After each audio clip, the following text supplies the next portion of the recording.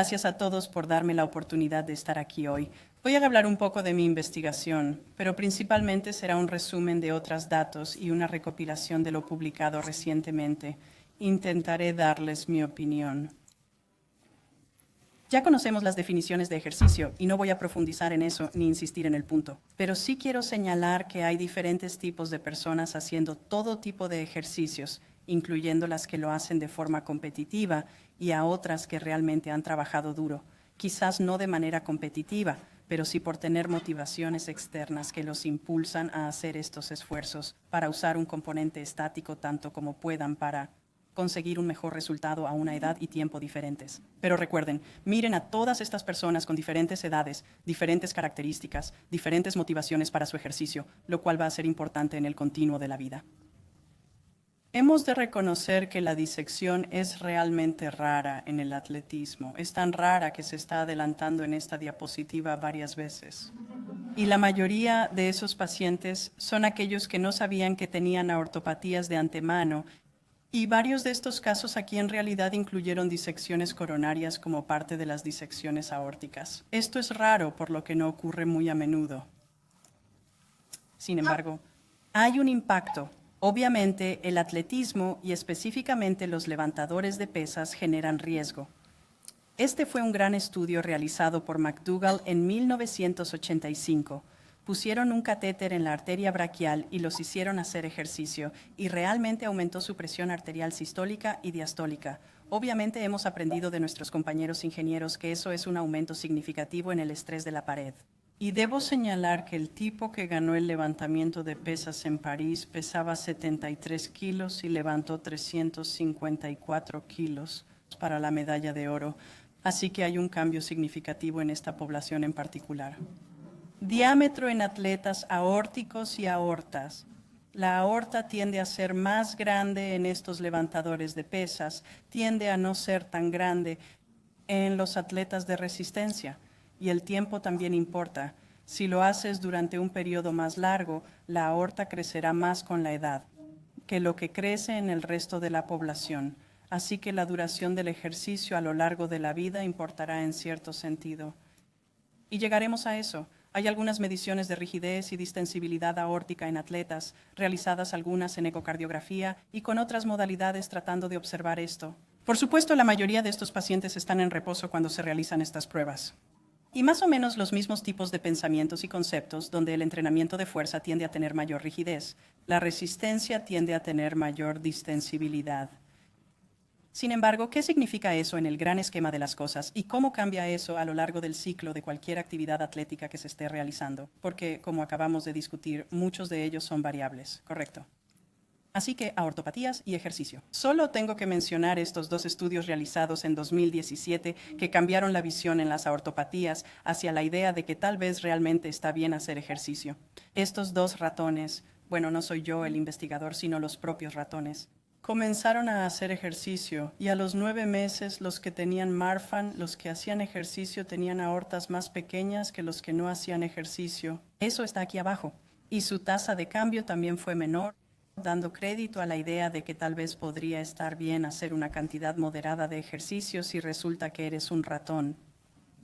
Luego, pero hay otro modelo de ratón también en 2017 por Christina Gibson, que tenía datos histológicos excelentes que demostraban que el ejercicio bloqueaba la fragmentación de las fibras elásticas. Así que a nivel celular, al menos a este nivel histológico, hay una diferencia también en eso. Hay una diferencia nuevamente en el tamaño aórtico entre los controles de Marfan y los que hacen ejercicio. Y eso es lo que tenemos para los ratones. Bien, así que eso llevó a Sada a realmente intentar impulsar esto al menos en los niños. Podemos hacer que los niños hagan ejercicio, den 10,000 pasos al día, lo cual no sé cuántos de ustedes están usando sus altímetros, pero hoy no lo estamos haciendo bien. Puedes hacerlo y puedes hacerlo de manera segura. Esto es un estudio de eficacia. Y lo que ella demostró es que después de unos 6 meses tenía 22 pacientes con Marfan que hicieron ejercicio y 12 controles. Su tasa de cambio del Z-score de la raíz aórtica disminuyó y la rigidez también disminuyó, sugiriendo por el modelo completo de rigidez de que tal vez algo de ese ejercicio dinámico es bueno. Obviamente necesitamos aprender mucho más al respecto. Estamos cambiando conceptos en la válvula aórtica bicúspide, pero quiero llamar la atención, especialmente en los pacientes pediátricos. Están haciendo todas estas cosas que técnicamente no deberían hacer, incluso si las hacen de todos modos. Y esos atletas frente a los no atletas obviamente tienden a ser menos obesos. Así que este es un estudio que solo observa. ¿Cuál era la tasa de obesidad en el estado de Oregón en la población con válvula aórtica bicúspide? Y no es sorpresa que aquellos niños que se movían, y por supuesto todos practicaban deportes regularmente, esos pacientes eran menos obesos. Y como se ve en otros estudios, no hubo ninguna diferencia en la función valvular, en la dilatación de la raíz o de la aorta ascendente. No significa que no estuvieran dilatados, solo significa que los que participaban en deportes no estaban más dilatados que los otros. Pero ahora tenemos un artículo sobre las características del ejercicio en la función valvular y la dinámica aórtica en pacientes con válvula bicúspide. Este es un estudio que salió relativamente hace poco en los Países Bajos. Fue un estudio que estaban siguiendo a los pacientes, pero también hicieron un cuestionario donde preguntaron a los pacientes si habían sido activos toda su vida. Y lo bueno de este estudio, aunque hay mucha extrapolación, hay mucho análisis transversal aquí, pero en general, lo esperanzador fue que en estos pacientes deportistas, la intensidad del ejercicio y el tipo de deporte no estaban asociados con la degeneración o disfunción valvular o la dilatación de la aorta con el tiempo. Y así, aunque nuevamente este no es un estudio perfecto, nos da una idea de que los deportes a largo plazo pueden estar bien, solo tenemos que averiguar a qué ritmo, a qué intensidad. Y creo que eso es importante a medida que avanzamos hacia las pautas actuales o, en realidad, no tanto pautas, sino declaraciones científicas y la toma de decisiones compartida. ¿Quién está en riesgo? Es lo que tenemos que conocer. ¿Es esta persona que no sabía que tenía el síndrome de Marfan cuando murió y participaba como un atleta profesional? ¿Es este niño de 5 años que realmente quiere en la escuela secundaria poder hacer un split y unirse al equipo de baile junior y luego pasar a algo más dinámico y estático al mismo tiempo, también competitivo? ¿Y qué significa esto para la aorta de este niño durante ese periodo de tiempo? ¿Y en qué momento se están esforzando demasiado? ¿Y en qué momento es necesariamente bueno para lo que están haciendo? ¿Y qué necesitamos hacer como clínicos para poder evaluar eso? Así que el documento científico es importante y me encanta. Yo diría, ampliando lo dicho previamente, que han hecho un muy buen trabajo al incluir diferentes grupos de edad y algunas orientaciones para los clínicos sobre cuándo deberías empezar a hablar de qué. Introdujeron más el concepto de una toma de decisiones compartida, lo cual a veces es un poco más difícil de hacer en pediatría, ya que los padres te preguntan qué deberían hacer y qué nunca deberían hacer. Pero también pienso que con esta mezcla de deportes, con la subespecialización que está ocurriendo, podríamos necesitar adelantar algunas de estas discusiones. Pero también podríamos necesitar liberalizar cómo se ven las cosas y cómo seguimos a estos pacientes va a ser de vital importancia. Tenemos lagunas de conocimiento. ¿Cómo monitoreamos a los pacientes que continúan en estos deportes de equipo? Los deportes de equipo, desafortunadamente, son bastantes los que se supone que no deberían hacer.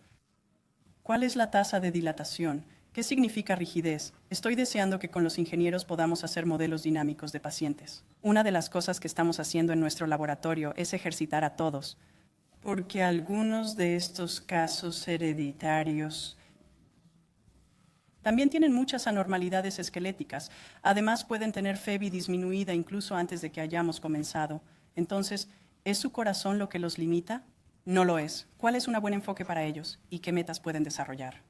Si quieren participar en deportes de equipo, ¿cuáles son las expectativas realistas? Necesitamos dar expectativas realistas de lo que podemos hacer con ellos y lo que no pueden hacer. Y el último punto aquí es cómo incluimos a aquellos con disyunción del anillo mitral. Por eso voy a incluir a este paciente en particular, porque ¿por qué no compartir nuestras viñetas personales aquí? Pero este es una paciente mía, en una prueba de esfuerzo. Cabe destacar que tenía 14 años y que fue admitida por depresión, ideación suicida hace unos 6 meses. Superó eso. Realmente quería hacer más atletismo. Yo pienso, bueno, voy a hacerle una prueba de esfuerzo como a los demás. Sabía que tenía un poco de extrasistolia ventricular basal. Totalmente asintomática, totalmente bien. Ella hace su prueba de esfuerzo. Está genial. De hecho, hace alrededor del 80% de lo previsto, lo cual es bastante bueno. Pero notaron esto, que es bigeminismo ventricular de 2 focos diferentes. Y un seguimiento demostró una corta salva de taquicardia ventricular. Ahora lo bueno para esta deportista es que se extinguió a 160. Esta paciente no estaba con atenolol, así que justicia. Pero esto es un poco aterrador. Y entonces mi pregunta es, ¿tiene esta niña MAD? ¿No tiene MAD? Todavía estoy un poco nerviosa sobre cómo diagnosticarlo debido a las implicaciones de lo que significa. Y ciertamente no sé qué hacer al respecto con el ejercicio. Pero si consideramos que esta paciente podría tener MAD y esta es su resonancia magnética que no tiene fibrosis. Y este es el estudio dinámico en el ecocardiograma en ese momento. Así que este fue un estudio de grupo de adultos. El grupo de adultos lo hizo, así que hay grandes beneficios en hacer esta prueba. Creo que hay algo de separación del anillo mitral hacia la pared libre del ventrículo izquierdo aquí. Y probablemente cumple con la definición de MAD. Es un poco más difícil de decir porque sé que está el pseudomad que se localiza en el lado auricular, así que es un poco más difícil para mí decirlo. Pero esto lleva a que haya algunas nuevas pautas relacionadas con la disyunción del anillo mitral, lo que lleva a todo un escenario de TV y cuál es el riesgo y qué deberíamos hacer. ¿Y cómo encaja eso con mi pequeño ejercicio en la esquina? Y no estoy 100% seguro de qué hacer aquí, así que si alguien en la sala lo sabe, por favor dígamelo. Pero quería cerrar tratando de averiguar cuánto ejercicio es demasiado, lo cual es realmente difícil. Creo que todos en la sala dirían, hagamos un sondeo manual. ¿Cuántas personas en la sala dirían que en general mover el cuerpo es bueno? Todos, pero todos los atletas tienen un momento en el que se retiran. ¿Cuántos de ustedes son atletas retirados en verdad? Y no es solo porque tuvimos una disección aórtica, algo más sucedió, así que algo más va a suceder. Así que a medida que avanzamos en la vida, necesitamos encontrar maneras de modificar nuestro propio ejercicio como lo hacemos en nuestra vida diaria, que apoye a las personas con todas las enfermedades que tienen. Creo que los deportes competitivos en la generación más joven, excepto por los deportes de colisión violenta y la lucha libre, probablemente estén bien. Especialmente con un monitoreo activo y una toma de decisiones compartida, me gustaría poder tener parámetros mejores. He tenido algunos pacientes que controlo de forma programada y van bien. La regla número 2 es que necesitamos poner el énfasis en lo que los pacientes y nosotros podemos hacer por ellos y convertirlo más en algo positivo porque eso es calidad de vida. Los adolescentes que crecen y ciertamente los que ya tienen 20 años, porque algunos pacientes van a hacer lo que quieran de todos modos y por lo tanto como médicos es mejor asociarse con ellos. El ejercicio moderado es bueno, pero el entrenamiento de alta intensidad a largo plazo podría ser perjudicial. Y traje eso para nuestro ingeniero para que pudiéramos tal vez averiguar cuál será ese momento para nuestros pacientes.